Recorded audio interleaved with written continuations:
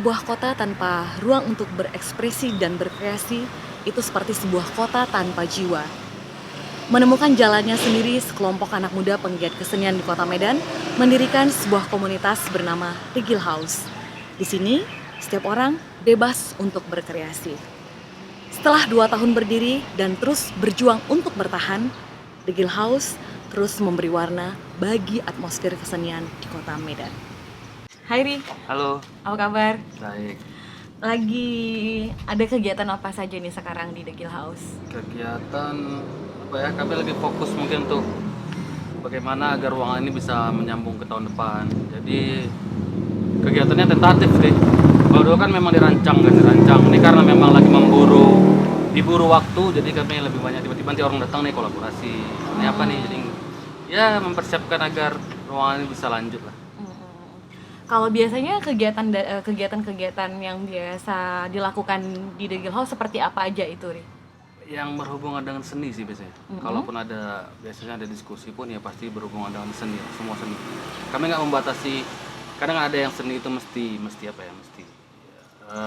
eksklusif atau mesti yang satu lagi mesti memihak rakyat atau apa. Kami yang mana mau aja sih dalam. Jadi memihaknya ke kesenian aja gitulah intinya ya. Iya enggak juga sih sebenarnya. Kami juga enggak sih, cuman dalam pembahasan ruang, karena ruang ini digunakan bersama, jadi ya siapa yang mau memakai gitu. Kalau kami pribadi sih, kami ingin pasti ada tujuan tertentu untuk misalnya acara ini bisa menyadarkan atau memihak pada yang kami yakini gitu. Cuman karena ini ruangnya juga publik, jadi kami juga nggak bisa melarang yang cuman sekedar seni tentu seni gitu. Tapi bentuk-bentuk kegiatan yang udah pernah dilakukan misalnya kayak ada apa aja nih, misalnya ada hujan kata-kata, terus ada apa aja nih kegiatan-kegiatannya? Hujan kata-kata kemarin kan ada sekarang yang lagi rutin sih namanya The Gill Unplugged.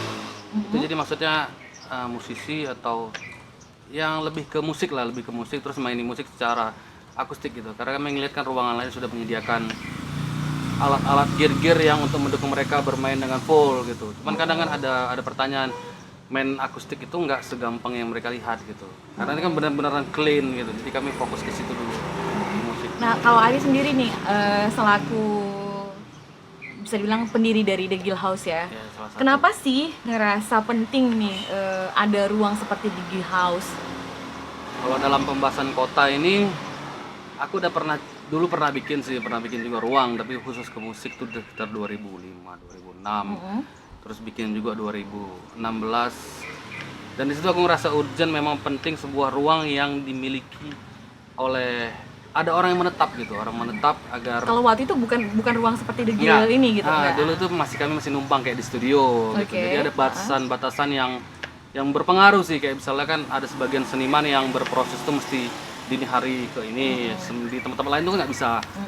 Kemarin bikin di kafe juga ribut ketika orang pada rame, terus pembahasannya jadi berhenti. Di sini benar-benaran kami kasih bukan di sini ya, maksudnya tadi di Medan kami hampir ada sih beberapa, tapi masih minim ruang yang benar-benar bisa memberi space buat orang-orang berdiskusi, tidak diganggu dengan pembahasan seperti kerjaan sehari-hari, obrolan-obrolan orang yang biasa duduk di kafe gitu. Jadi lebih rumah sih sebenarnya, ruang yang berbentuk rumah yang belum ada di Medan.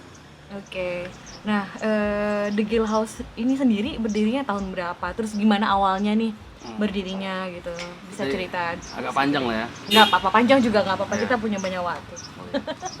Jadi awal mulai itu waktu aku masih ada ruang dulu kan, ruang di Burgerito namanya. Di situ aku ada Citra, ada teman juga yang dari Bandung itu namanya GP. Teman dari Bandung ini juga yang selalu ketika dia datang ke Medan pasti selalu soal senian gitu. Kenapa kita tidak diekspos gitu, seni Medan tidak diekspos, band-band Medan tidak pernah main ke Jakarta gitu. Permasalahannya apa gitu. Jadi ketika kami bahas, kita tidak punya media gitu, media apapun lah yang berbentuk dalam apapun yang mendorong kawan-kawan gitu. Di situ kami akhirnya kepikiran untuk bikin zin yang khusus ke seni. Fokus ke situ dulu gitu kan. Fokus ke situ kami bergerak selama sekitar setahunan. Akhirnya si Citra pulang ke Medan dan dia kan butuh rumah. Ya udah kami cari rame-rame. Kemarin juga dapat bantuan kan, dapat rumah. Jadi kepikiran juga ngelanjutin. Ya udah ini kemarin kan The Gill Zin namanya kan. Ya udah ini sekalian aja jadi The Gill House, rumahnya kawan-kawan The Gill Zin tadi. waktu berjalan itulah yang akhirnya membuat pikiran-pikiran untuk lebih mengembangkan lagi itu ya berjalan seiring waktu. Dan situ yang akhirnya percaya kalau ternyata kita butuh ruangan ini bukan cuma untuk digilzin aja gitu kan, bisa untuk ke yang lain-lainnya gitu. Dan akhirnya sampai sekarang ya perjalanan waktu lah.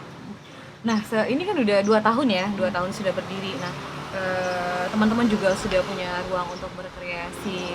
Ngerasa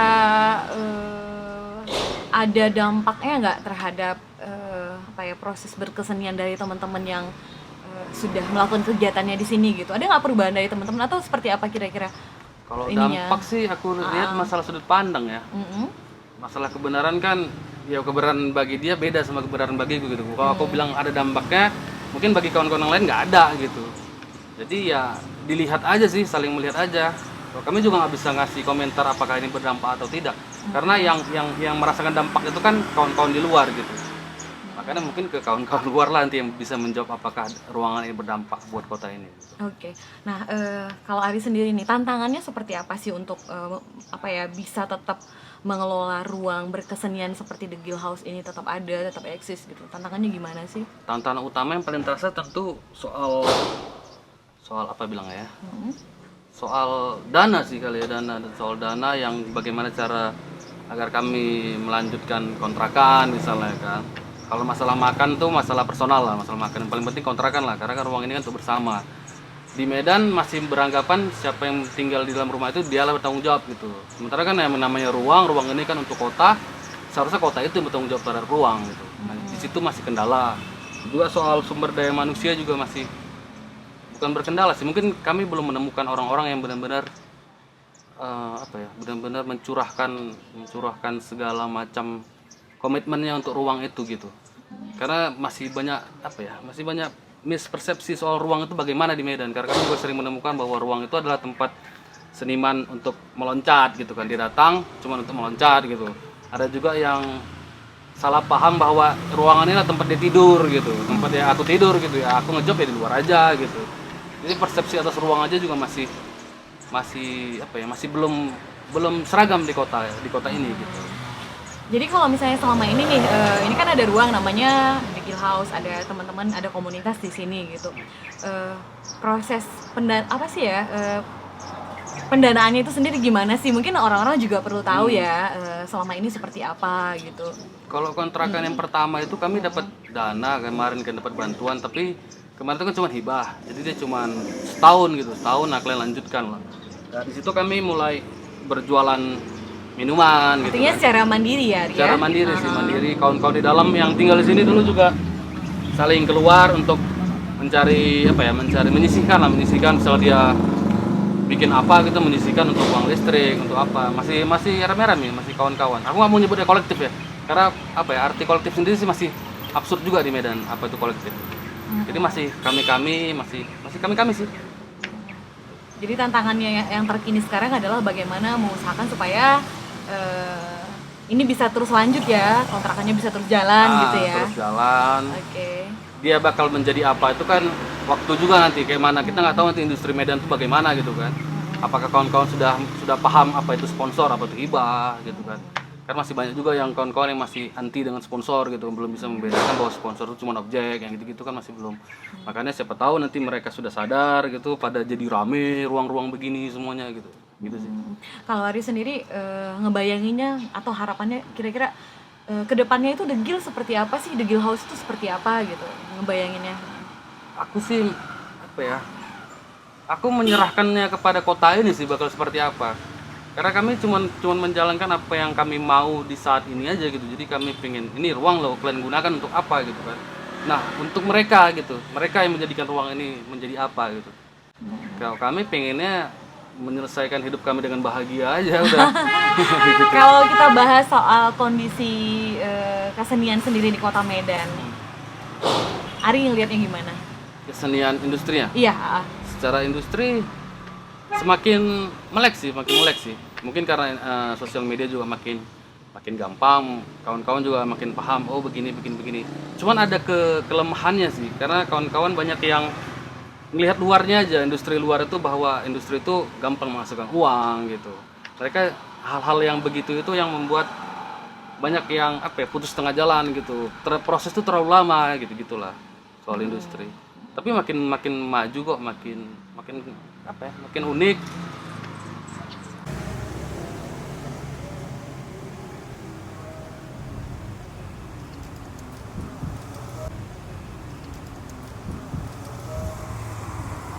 Kalau soal The Gill House, bagaimana nih proses keterlibatan Eda sampai terlibat di kegiatan-kegiatan The Gill House? Atau mungkin dari awal berdirinya seperti apa? Ya, awalnya itu ketika saya, Ari, dan teman-teman yang lain itu menginisiasi sebuah media yang sebenarnya sih kalau dari latar belakang sih agak sedikit berbeda dari apa yang aku biasa lakukan gitu kan. Yaitu media The Gilzin, media yang fokus di bidang musik, seni, dan juga fenomena yang ada di Medan gitu.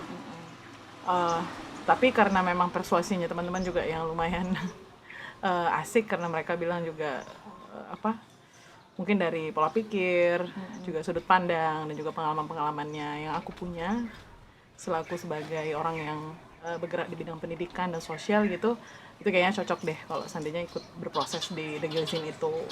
Nah, semenjak itu, dan kita lumayan asik kan karena medianya juga media independen kan, jadi banyak hal-hal yang mungkin selama ini belum pernah diperbincangkan, belum pernah didiskusikan, itu banyak dibahas lah di The Gilzin. Kemudian berkembang, akhirnya kenapa nggak kita coba ini lebih besar lagi gitu. Kebetulan juga memang kita dapat bantuan dan dari teman-teman dan juga dari beberapa pihak. Akhirnya kita berpikir, kita mesti nekat nih untuk bermimpi lebih besar, walaupun memang sebenarnya sudah terbayangkan bakal ada tanggung jawab yang besar juga gitu. Jadi modalnya nekat, harus ada modal nekatnya ya, modal nekat gitu. Dan memang kalau secara pribadi, aku berkaca ke mimpi-mimpi ataupun ke biasalah kita waktu kecil ataupun waktu remaja gitu, memang pengen banget punya sebuah sebuah perkumpulan ataupun sebuah sekolah, tapi yang memang beda dengan yang sudah-sudah kayak gitu. Nah, menuju ke sana ketemu sama tim yang juga sama visi misinya, makanya terjadilah ataupun terbentuklah The Gill House ini gitu. Di The Gill House sendiri peran Eda Citra itu seperti apa nih? Peran ya. Iya. Kalau peran sih semua lah ya. Mamanya The Gill House lah ya. Boleh. Inangnya gitu ya, boleh ya. Jadi lebih banyaknya sih di The Gill House itu karena kita memang semuanya itu berdasarkan kesepakatan, dan memang banyak porsinya kita itu lebih fokuskan ke peran-peran yang memang kita sudah punya pengalaman ataupun keahlian di sehari-hari gitu.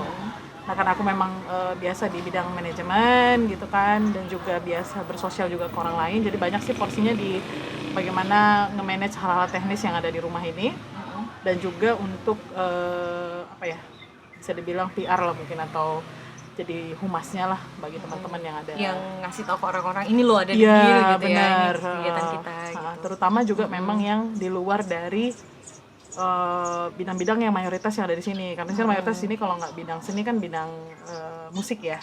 Sedangkan kalau saya kan di bidang sosial dan pendidikan. Jadi The Gill House ini kan sebenarnya terbuka untuk semua, asalkan dia memang dia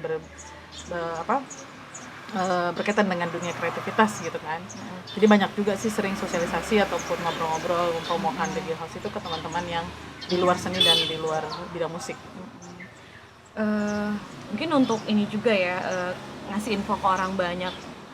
The Gill House itu kan kalau misalnya secara sekilas itu identik dengan musik gitu ya, banyak kegiatan musik. Tapi sebenarnya nggak musik aja kegiatannya ya, Eda ya. Apa aja sih kegiatan di dalam yang dilakukan sama teman-teman di The Gill House?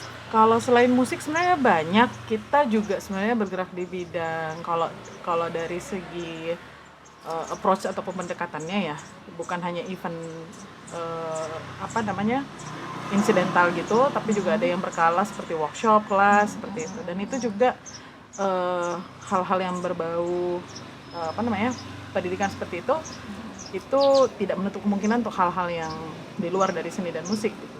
Karena pernah juga di sini kayak semacam kita pernah ada workshop ibu-ibu jamu gitu kan. Kita juga pernah ada rekrutmen untuk para pengajar di daerah terdepan seperti perekrutan pengajar di Tulang Bawang Barat di daerah Lampung, itu juga pernah. Kita pernah juga sosialisasi untuk para calon pengajar muda di Yayasan Indonesia Mengajar. Jadi selagi itu tadi yang kami garis bawahi adalah selagi visi misinya memang untuk meningkatkan kreativitas, itu memang Pokoknya sejalan sama terbuka. cita-cita awal berdirinya The Guild, Betul. pokoknya semua di ini masuk aja, Masuk aja gitu ya. gitu ya.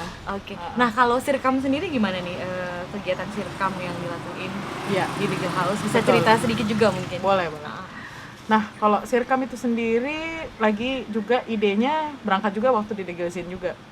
Karena kebetulan memang personil perempuan di Degilsin itu lumayan sedikit dan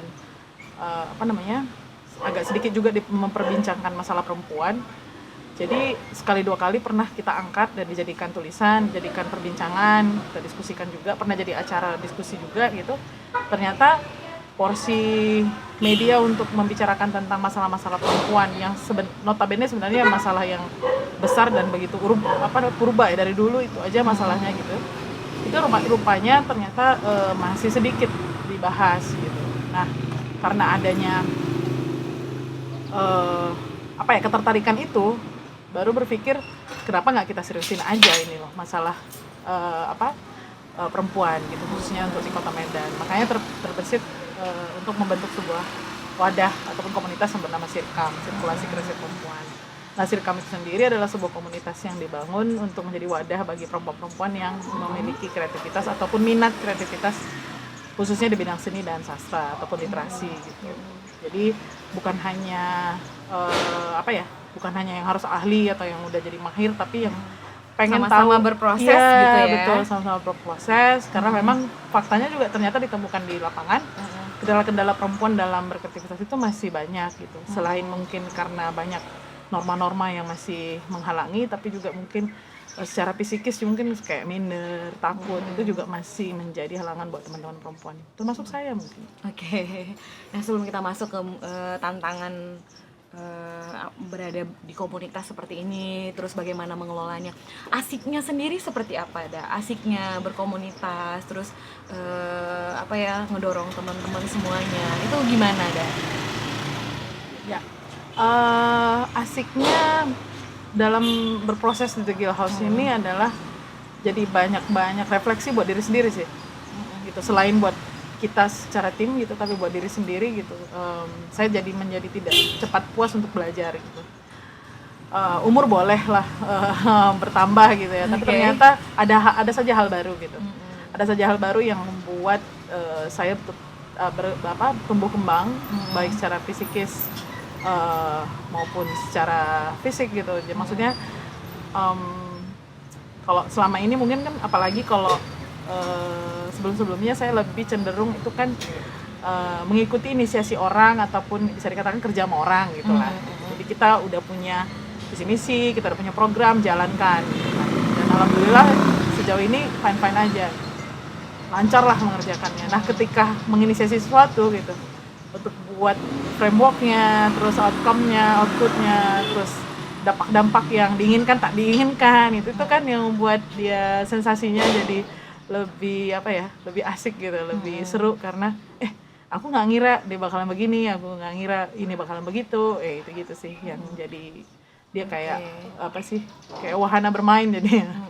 Kalau kita ngomongin nih soal tantangan bagaimana mengelola The Guild House secara keseluruhan, dan tantangan juga bagaimana menghadapi orang-orang yang ada di dalamnya ya, mengorganisir juga teman-teman yang seniman-seniman ini gitu. Itu gimana tantangannya, Eda? Ya, kalau untuk mengelola The Guild House secara keseluruhan, karena dia adalah sebuah ruang dan ada fisiknya, yang pastinya ya untuk operasionalnya itu pasti tantangannya, karena kita dapat bantuan kan juga cuma satu kali, karena selanjutnya kita juga harus mandiri. Jadi memang masih banyak hal yang menjadi PR buat kita, contoh umpamanya untuk biaya listrik kita, biaya kontrakan kita gitu. Dan orang-orang yang terlibat di dalamnya juga apakah sudah melek bahwa ini sebenarnya tanggung jawab kita sama-sama. Bahkan juga orang-orang yang ada di luar terlibat berapa persen pun lah terlibat di The Guild House, ataupun hanya sebagai melihat aja, merasa nggak sih kalau seandainya ruang ini juga tanggung jawab bersama kayak gitu, karena ini kan juga dampaknya bukan hanya untuk kami saja tapi juga buat orang lain gitu. Itu sih tantangannya. Itu yang sering garis bawahi atau sering diulang-ulang oleh partner saya Ari, itu adalah ingat aja Cik kalau yang namanya seniman itu juga yang seniman itu adalah mencipta gitu. Jadi mereka pasti banyak sibuk dalam hal menciptakan sesuatu dalam pikirannya ke berbagai media, tapi juga memiliki tantangan untuk bisa bertahan hidup dengan masyarakat pada umumnya gitu.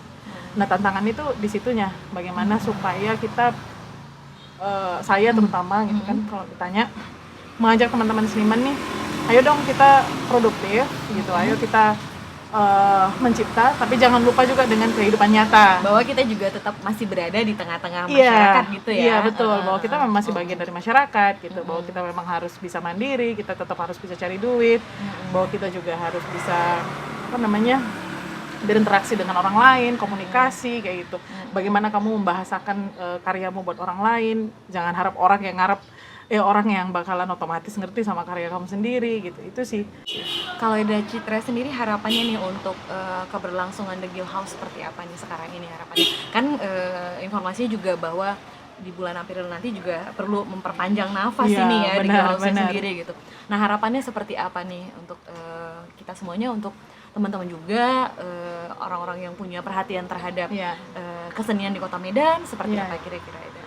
Harapannya sih kepinginnya buat teman-teman individu maupun kelompok ataupun komunitas yang ada di luar sana, kita boleh berbeda dalam hal mungkin visi misi, kita boleh berbeda dalam ideologi gitu, tapi pada dasarnya memang The Guild House ini sendiri memang adalah sebuah ruang publik yang sebenarnya disediakan buat masyarakat Kota Medan gitu. Jadi berhubung memang sampai detik ini belum ada bantuan besar yang datang gitu kan, kita juga masih terseok-seok dan masih di tahun-tahun pertama yang penuh dengan rintangan dan tantangan. Ya harapannya teman-teman dalam bentuk apapun kita pengennya ikut membantu lah gitu. Karena kan memang kita juga buat kampanye yang namanya #TheGuildHouse4Collaboration. Jadi itu sebenarnya untuk mengundang teman-teman yang ada dalam bentuk apapun, apa sih kira-kira yang bisa dibantu kita supaya kita bisa melanjutkan kontrakan kita di bulan April nanti gitu kan. Jadi ajakan berkolaborasi ya, Ajakan siapa aja berkolaborasi bisa berkolaborasi betul. dengan The Guild supaya ini bisa menjadi amunisi lah ya buat The Guild bisa terus jalan ya, supaya ruang berkesenian ini bisa terus ada buat Kota Medan ya. Betul. Dan juga harapan kedepannya sih malah kita berpikir kepingin sekali bahwa bakalan ada ruang-ruang kreatif yang akan bertambah dan terus bertambah nantinya kayak begitu. Jadi bisa dibilang bebannya The Guild House juga akan berkurang dan ekosistemnya bakalan terbangun kayak gitu. Jadi itu mudah-mudahan sejalan juga dengan pola pikirnya teman-teman yang ada di sini ataupun di luar sana, bahwa memang kita sungguh sebenarnya membutuhkan sebuah wadah kreatif kayak gitu yang bisa mandiri dan bisa bertahan di dunia industri ini gitu. Nah, kalau suatu saat pun The Guild House nanti udah nggak ada lagi ya nggak masalah juga, karena tidak ada yang abadi sih.